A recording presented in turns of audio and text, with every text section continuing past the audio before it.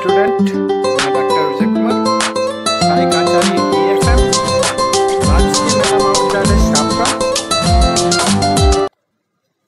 वित्तीय प्रबंध के तत्व, second year element of the financial management के अंतर्गत रेशियो एनालिसिस की अपन बातें कर रहे थे। जो अगला रेशियो है वह दंतीकरण या पूंजी दंतीकरण अनुपात बोलते हैं उसको हम, गियरिंग और कैपिटल गियरिंग रेशियो। चलिए बात करते हैं क्या होता है दंतीकरण या पूंजी दंतीकरण अनुपात या गियरिंग रेशियो या कैपिटल गियरिंग रेशियो। तो दंतीकरण अनुपात अथवा पूंजी दंतीकरण अनुपात से तात्पर्य है स्थिर आय पूंजी। देखिए, स्थिर आय पूंजी व परिवर्तनशील आय पूंजी के मध्य संबंध से है। यहां पर आपको एक शब्द दिया मैंने, स्थिर आय पूंजी। स्थिर आय पूंजी से आशय क्या होता है ये आपको देखना पड़ेगा, और परिवर्तनशील आय पूंजी से क्या आशय होता है।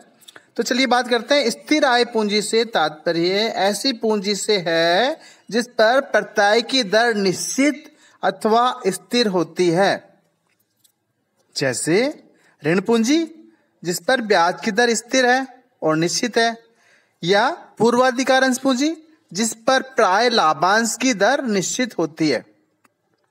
इसके विपरीत परिवर्तनशील आय पूंजी का तात्पर्य अंश पूंजी से होता है, क्योंकि यह एक ऐसी पूंजी होती है जिस पर लाभांश की दर बराबर परिवर्तित होती रहती है। स्थिर आय पूंजी में पूर्वाधिकारंश पूंजी व ऋण पूंजी शामिल की जाती है, जबकि परिवर्तनशील आय पूंजी में सामान्य अंश पूंजी, संचय अथवा अवितरित लाभांशों को शामिल किया गया है। कुछ विद्वान केवल समता अंश पूंजी को ही शामिल करते हैं और इसके अंतर्गत संचित कोष या अवितरित लाभों को शामिल नहीं करते हैं, लेकिन ये शामिल की जानी चाहिए। तो अब तक आपने समझा होगा कि जो हमारे पास फिक्स कैपिटल होती है यानी इक्विटी शेयर कैपिटल होती है, उसमें देखिए हमें लाभ होगा या नहीं होगा, हमें प्रत्यय मिलेगा कि नहीं मिलेगा पता नहीं हमको, क्योंकि प्रॉफिट होने के बाद ही हम है ना डिविडेंड देंगे। डिविडेंड के बाद जो बचेगा वो हमारा कुछ लाभ होगा, जबकि हमको पता है कि हमने हमारे पास जो अंश पूर्वाधिकारी अंश है उसमें देखिए उसमें लिखा होता है इतने परसेंट प्रेफरेंस शेयर कैपिटल, या जो हम लेते हैं क्या लेते हैं, ऋण लेते हैं, डिबेंचर्स होते हैं, उनके ऊपर भी एक रेट लिखी हुई होती है हमेशा, इतने परसेंट वाले डिबेंचर्स। तो ये जो प्रेफरेंस शेयर कैपिटल है और ये जो ऋण पूंजी है, डिबेंचर्स है, ये हमेशा कौन सी पूंजी होगी, स्थिर आय वाली पूंजी होगी। जबकि जो इक्विटी शेयर कैपिटल है, P&L जनरल रिजर्व है, रिजर्व कोष है, या अवितरित डिविडेंड है, अवितरित लाभ है, P&L बैलेंस का प्रॉफिट बैलेंस है, ये हमारी क्या होगी हमेशा, राइट, बिल्कुल सही बोल रहे हैं आप, परिवर्तनशील आय पूंजी। चलिए अब बात करते हैं इसे क्या सूत्र लेगा।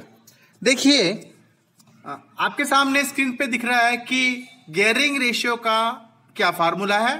तो देखिए, fixed cost bearing capital upon variable cost bearing capital, यानी फिक्स कॉस्ट जितनी कॉस्ट की बियरिंग कैपिटल है उसको हम लगा लेंगे उसका योग, और उसके अंतर्गत वेरिएबल कॉस्ट कैपिटल है उसका भाग दे देंगे।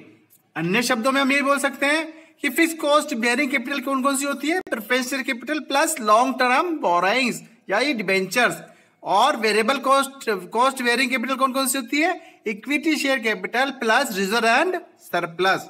गियरिंग अनुपात की गणना में परिवर्तनशील आय पूंजी में केवल समतांश पूंजी को शामिल करते हैं। जब केवल हम समतांश पूंजी को शामिल करेंगे तो हमारे पास क्या फार्मूला होगा, कैपिटल गियरिंग रेशियो बराबर fix cost bearing capital upon equity share capital. चलिए, कुछ विद्वान ये कहते हैं कि गियरिंग अनुपात की गणना परिवर्तनशील आय पूंजी में स्थिर आय अथवा स्थिर प्रभार पूंजी का भाग देकर भी प्राप्त करते हैं। ऐसा करने पर इस अनुपात को एक से अधिक आने पर दंतीकरण का तथा देखो एक से अधिक आने पर निम्न दंतीकरण का तथा एक से कम आने पर उच्च दंतीकरण का प्रतीक होता है। यानी कि हमने ट्रेडिंग ऑन इक्विटी कितना कर रखा है इस पे पता चलता है हमको। तो इसमें कैपिटल गियरिंग रेशियो बराबर variable cost bearing capital upon fixed cost bearing capital. अब बात करते हैं कि इसका निर्वचन अथवा महत्व क्या है। यह अनुपात हमें यह दर्शाता है कि स्थिर आय पूंजी परिवर्तनशील आय पूंजी की कितनी गुनी है, कितने % है।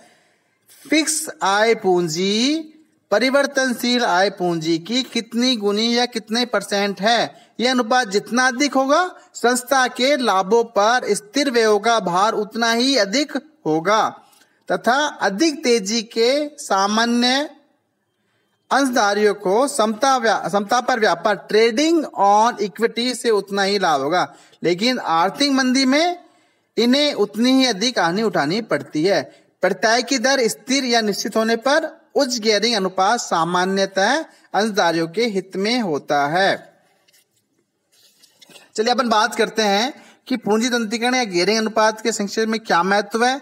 तो पहला महत्व यह है कि यह अनुपात एक उपक्रम में संतुलित पूंजी संरचना प्राप्त करने पर सहायक होता है कि हमने जो इक्विटी कैपिटल है और प्रेफरेंस शेयर कैपिटल है, बोरिंग जो डिबेंचर्स है, उसका एक संतुलित अनुपात हमें मिलता है, स्ट्रक्चर मिलता है। यह अनुपात पूंजी संरचना की व्याख्या करता है। निम्न गियरिंग अनुपात समता पर व्यापार को व्यक्त करता है। अगर गियरिंग अनुपात निम्न है, नीचा है, तो ट्रेडिंग ऑन इक्विटी को व्यक्त कर रहा है। इसकी सहायता से समता पर व्यापार की स्थिति ज्ञात की जा सकती है तथा यह जाना जा सकता है कि यह किस सीमा तक है। अब बात करते हैं, आपसे एक क्वेश्चन लेके आते हैं बिल्कुल सीधा सा एग्जांपल्स के रूप में। छोटा क्वेश्चंस, फिर बाद में हम एक साथ बड़े सारे क्वेश्चंस लेके आएंगे और बहुत सारे अनुपातों की बातें करेंगे एक साथ। तो देखिए पहला आपके सामने स्क्रीन पे देखिए क्वेश्चन आपके सामने आ रहा है। निम्न विवरण के आधार पर पूंजी तंत्रीकरण अनुपात की गणना कीजिए। From the following particulars calculate the capital gearing ratio. Equity share capital 2 lakh rupees, 10% यानी कि 10% को शो कर रहा है वो, 10% प्रेफरेंस शेयर कैपिटल यानी 10% कर दिया तो ये कौन सी हो गई, स्थिर आय वाली पूंजी हो गई हमारी। 10% preference share capital 1 lakh rupees, 60% debentures 2 lakh rupees, the general reserve is the 1.5 lakh rupees और प्रॉफिट एंड लॉस अकाउंट कितना है हमारे पास 50,000 रुपए का है। चलिए बात करते हैं सॉल्यूशंस की। हमने फार्मूला फिट किया इसके अंदर, capital gearing ratio equal to fixed cost bearing capital upon variable cost bearing capital. हमको पता है फिक्स्ड कॉस्ट बियरिंग कैपिटल कौन कौन सी है, प्रेफरेंस शेयर प्लस डिबेंचर्स। आप देखिए आपके प्रेफरेंस शेयर कितने हैं, 1 लाख रुपए के हैं और कितने % से, 10% से, इसलिए हमने इसको फिक्स्ड को बोला है। 16% से हमें डिबेंचर से कितने के हैं, 2 लाख रुपए के हैं। तो 10 लाख प्लस 2 लाख बराबर 3 लाख हम कर देंगे। अब बात करते हैं नीचे फार्मूले में equity share capital plus general reserve या P&L बैलेंस अकाउंट का सरप्लस बैलेंस। तो आपके पास इक्विटी शेयर कैपिटल आपको दिख रही है स्क्रीन पे 2 लाख रुपए है और जनरल रिजर्व आपके सामने दिख रहा है 1.50 लेके यानी 1.5 लाख रुपए दिख रहा है मुझे और प्रॉफिट एंड लॉस अकाउंट दिख रहा है मुझे 50,000 रुपए प्रॉफिट वाला दिख रहा है हमें। तो इन सबको मैंने योग कर दिया, 2 लाख 1.5 लाख प्लस 50,000 रुपए इक्वल टू 4 लाख रुपए। अगर 3 लाख के अंदर मैं 4 लाख का भाग दे देता हूं तो मेरे सामने क्या आ रहा है 0.75:1। यह निम्न दंतीकरण को शो कर रहा है।